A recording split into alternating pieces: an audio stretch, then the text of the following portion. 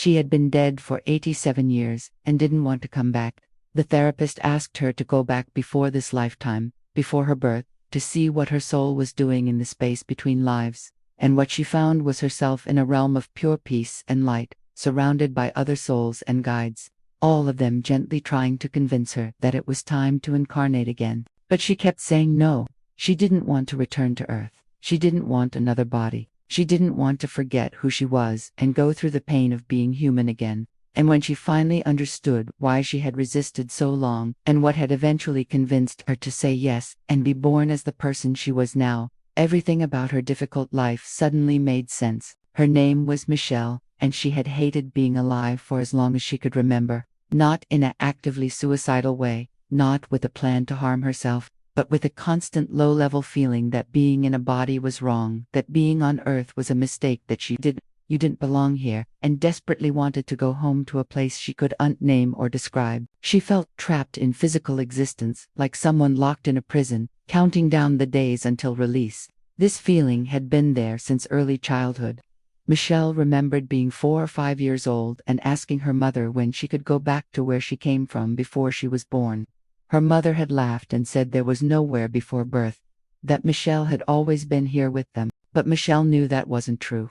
She had clear memories, or what felt like memories, of a different kind of existence, one without bodies or pain or the exhausting heaviness of physical life. As she grew older, Michelle learned to hide these feelings. She understood that other people didn't feel this way, that they seemed genuinely enjoy being alive, that talking about wanting to leave made people worried or upset, so she pretended. She went through the motions of living. She got good grades, made friends, pursued a career, even got married, but underneath all of it was this constant sense of wrongness, of being somewhere she wasn't supposed to be, of waiting to be allowed to leave. The feeling intensified in her late 20s. Michelle started having panic attacks that felt less like fear and more like claustrophobia, like her soul was too big for her body and was trying to escape. She would look down at her hands and feel horrified that she was trapped in this flesh. She would look at her reflection and not recognize the face staring back, feeling like it was a costume she was forced to wear. Her husband thought she was having a breakdown. Her doctor thought it was anxiety disorder. But Michelle knew it was something deeper than either of those explanations. A therapist she was seeing for the panic attacks suggested something unusual. She said that sometimes people who felt profound discomfort with physical existence were souls who had resisted incarnating, who had been reluctant to come to Earth, and who carried that resistance with them throughout their life. She suggested past life regression, but not to explore previous incarnations. She suggested exploring the time before birth, the space between lives where Michelle's soul had existed before agreeing to incarnate. Michelle was skeptical but also intrigued. The idea that she had resisted being born resonated with something deep inside her. Maybe understanding why she had been reluctant to come here would help her make peace with being here. So she found a regression therapist who specialized in what was called pre-birth memory, accessing the soul's experience before incarnation.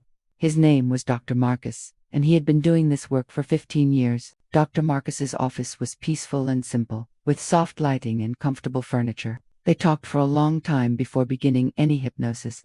Michelle described her lifelong feeling of not wanting to be here, her sense that she had made a terrible mistake by being born, her constant longing for a home that wasn't Earth.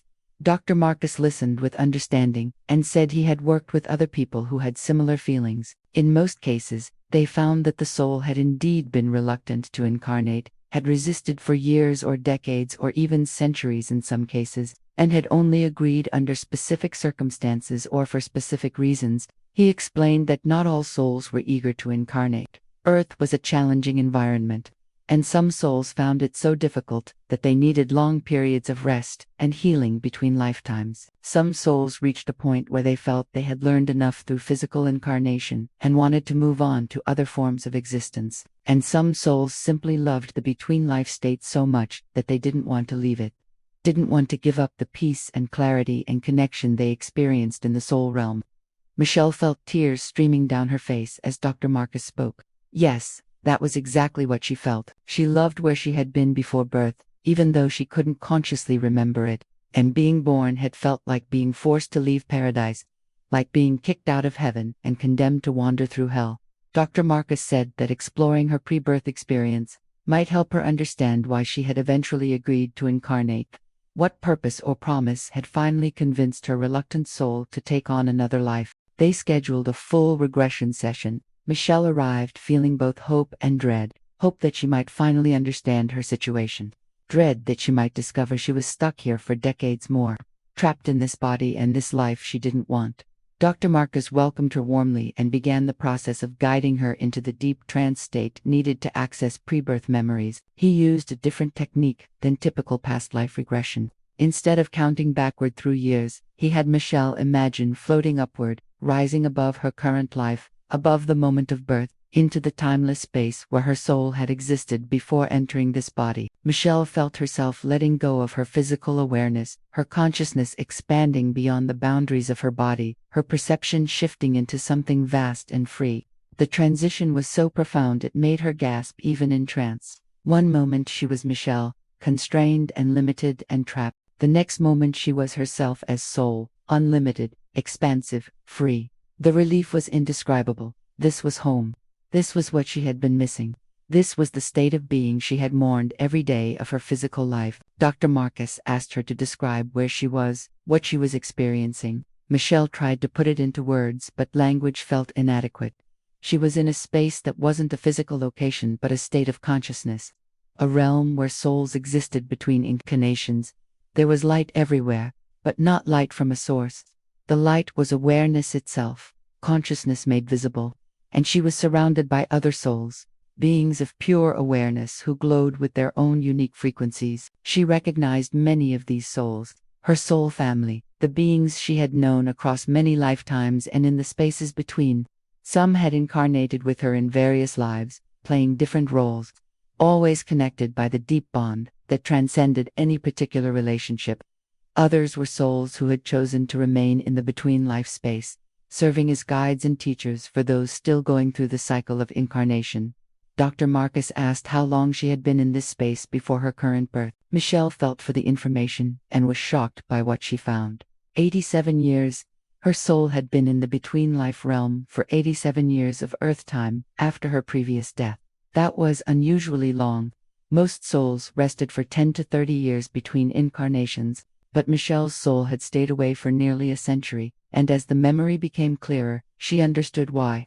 Her previous life had been traumatic in ways that left deep wounds on her soul. She had been born in 1910 and had lived through both world wars. She had lost family members to violence, had experienced poverty and fear, had watched the world tear itself apart. She had died in 1997 at age 87, exhausted and traumatized, her soul carrying so much pain that it needed extensive healing. So she had remained in the between-life space, being cared for by guides and healers, processing the trauma, releasing the fear and grief and horror she had accumulated.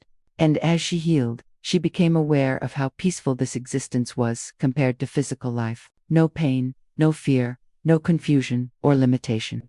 Just love and clarity and connection with other souls. Why would anyone choose to leave this and return to the harsh, dense, painful world of Earth? Dr. Marcus asked Michelle to show him the moment when the guides first suggested she incarnate again. She saw herself, her soul glowing a soft blue color, resting in what could be described as a healing chamber.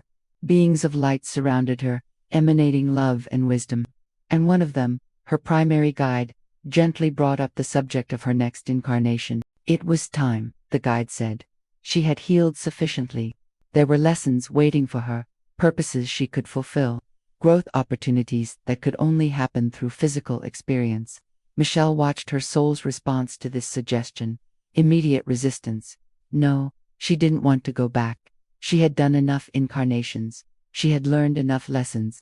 She wanted to stay here, in the peace and love of the soul realm, and never return to Earth. The guide listened with patience and compassion, not arguing or pushing, just allowing her to express her resistance. But over what felt like weeks or months in soul time, other guides joined the conversation. They showed her things she couldn't see from her limited perspective.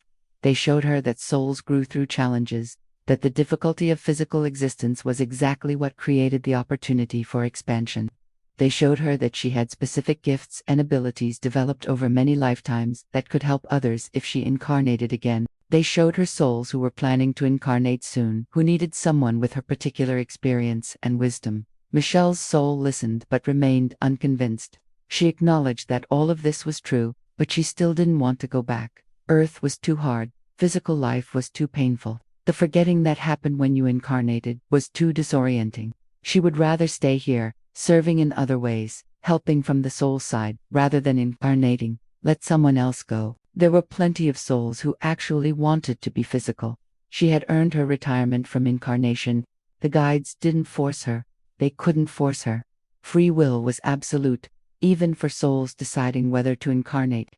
So they accepted her decision and allowed her to continue resting in the between-life realm. But they kept gently bringing up possibilities, showing her life plans that might interest her, introducing her to other souls who would be part of these potential lives. And always, Michelle's soul said no. Dr. Marcus asked how long this went on, this resistance to incarnating. Michelle felt the timeline and understood it had been most of those 87 years. For decades, her soul had remained in the between-life space, refusing every invitation to return to physical form. She had watched other souls come and go, leaving for Earth and then returning after their lifetimes, sometimes incarnating, again almost immediately, but she stayed, adamant in her refusal, until something changed. Dr. Marcus asked what finally convinced her to say yes. Michelle saw the memory clearly. The guides brought someone to meet her, another soul, one she recognized instantly with deep love and soul-level connection. This was her soulmate in the truest sense, a being she had shared many incarnations with, someone who understood her completely. This soul explained that they were planning to incarnate soon into a life that would be challenging but important, and they asked if Michelle's soul would consider incarnating as well, into a life that would intersect with theirs, so they could support each other through the difficulties they would face. The soulmate didn't pressure or guilt. They simply shared their plan and asked if Michelle might reconsider her resistance for the sake of this connection. Michelle's soul was torn. The love she felt for this soulmate was profound. The idea of supporting them through a difficult incarnation was compelling, but the resistance to incarnating was still so strong. She asked if there was any other way, if she could help from the soul side without incarnating. But the soulmate explained that the kind of support they would need could only come from another incarnated soul. Someone actually in physical form, who could be present in the physical world. Dr. Marcus asked if this soulmate was someone in Michelle's current life. Michelle felt for the connection and gasped with recognition. Yes, her soulmate from the between-life realm was her husband in this current life, the person she had married, the one connection in her physical existence that felt genuinely important. That's why she had agreed to incarnate, for him, to keep the promise she had made to support him through this challenging lifetime. But the guides had explained that simply agreeing to incarnate to help her soulmate wasn't enough purpose for a whole lifetime. Michelle's soul needed her own reasons, her own lessons and growth opportunities, so they had worked together to design a life plan that included supporting her soulmate but also had independent purpose and meaning. The guides showed Michelle's soul a life template that addressed her deepest wounds and resistances. She would incarnate into a family that was relatively stable and loving, giving her a foundation of safety that she hadn't had in her previous traumatic life. She would be born in a time and place of peace and prosperity, without the wars and violence that had marked her last incarnation. And most importantly, the core lesson of this lifetime would be about learning to be present in physical existence, learning to find meaning and even joy in being embodied, learning that Earth could be a place of beauty and growth, rather than just suffering. This last part was crucial. Michelle's soul had developed a deep aversion to physical existence because of the trauma of the previous life. This aversion was actually limiting her soul's growth and creating an imbalance. Even souls needed to find balance, and spending 87 years in the between-life realm, refusing to incarnate, was an indication that something needed to be healed. The guides explained gently that this new lifetime would be an opportunity to transform her relationship with physical existence, to heal the trauma that made her want to avoid incarnation entirely. Michelle watched as her soul considered this plan. The resistance was still there, strong and persistent. But so was the love for her soulmate and the recognition that the guides were right about the imbalance that needed healing. Finally, reluctantly, with deep ambivalence, her soul agreed. She would incarnate. She would take on this life designed to help her make peace with physical existence. But even as she agreed, Part of her was already mourning the loss of the peace she would leave behind. Dr. Marcus asked her to show the moment of incarnation, the transition from soul to physical form. Michelle saw her soul moving closer to Earth, to the moment of birth. And as she approached, she felt the density increasing. The forgetting beginning. The guides surrounded her with love and encouragement, reminding her that she would never be truly alone, that they would be with her even if she couldn't consciously perceive them. Her soulmate would also incarnate soon, and they would find each other. This life would be difficult but meaningful. And when it was over, she would return to the peace she loved. But even with all this reassurance, Michelle's soul was terrified. She didn't want to forget who she was, didn't want to be trapped in a body again, didn't want to lose the clarity and love of the soul realm. She tried to pull back, tried to change her mind at the last moment, but it was too late.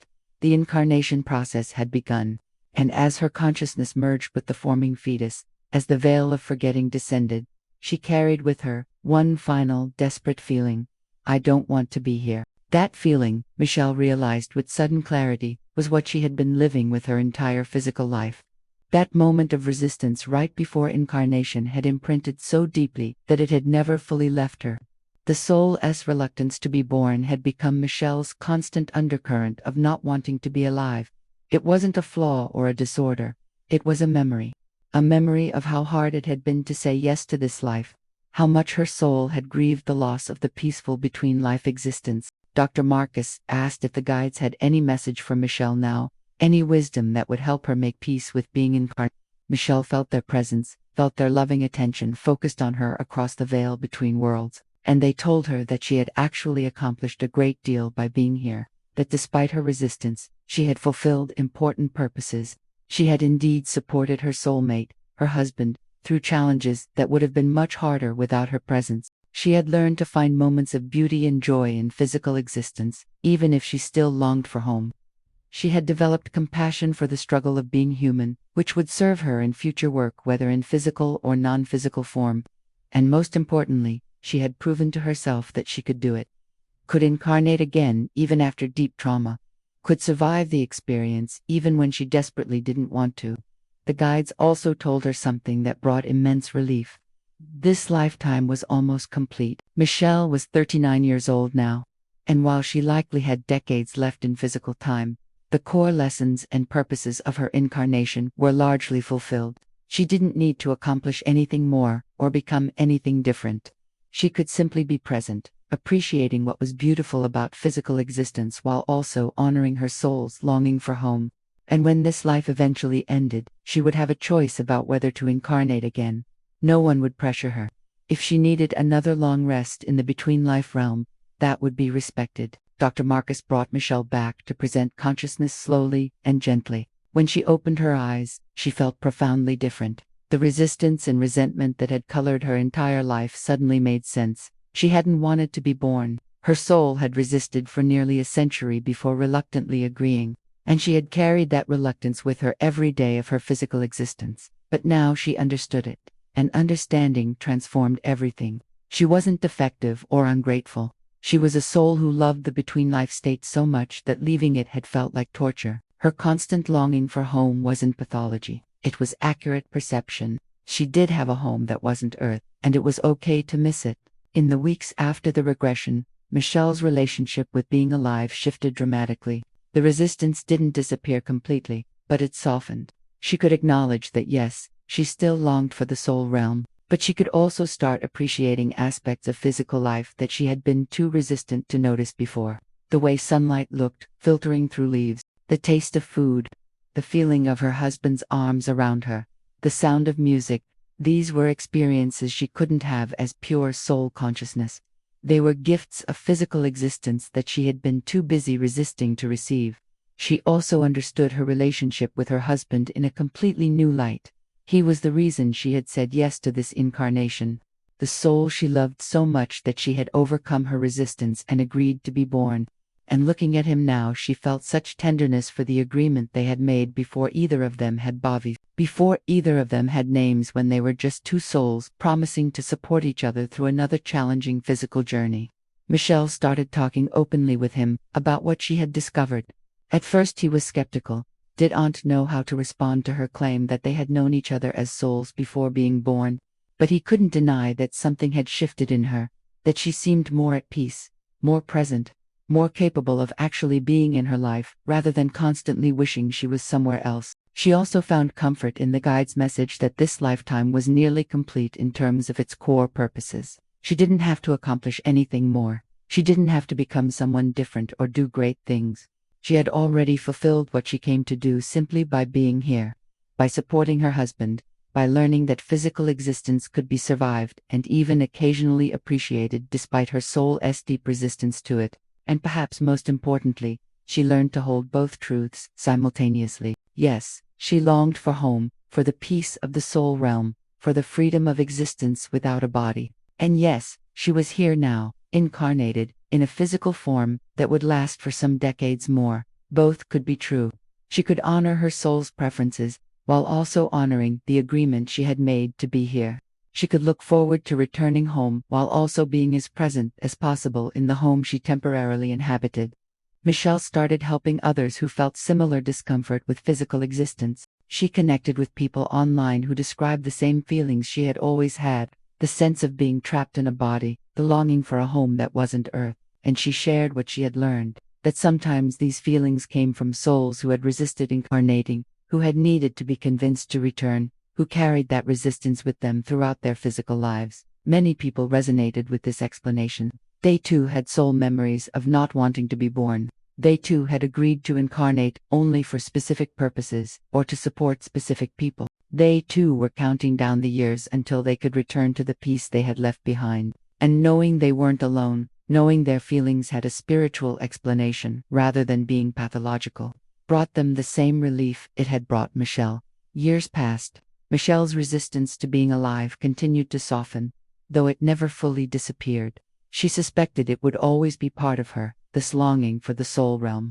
But it became something she could live with, something she could even appreciate as evidence of her soul's deep love for home. And she found ways to connect with that home, even while still incarnated, through meditation, through moments of deep presence, through connection with others who understood. She could touch the peace she longed for. It wasn't the same as actually being there, but it was enough to sustain her.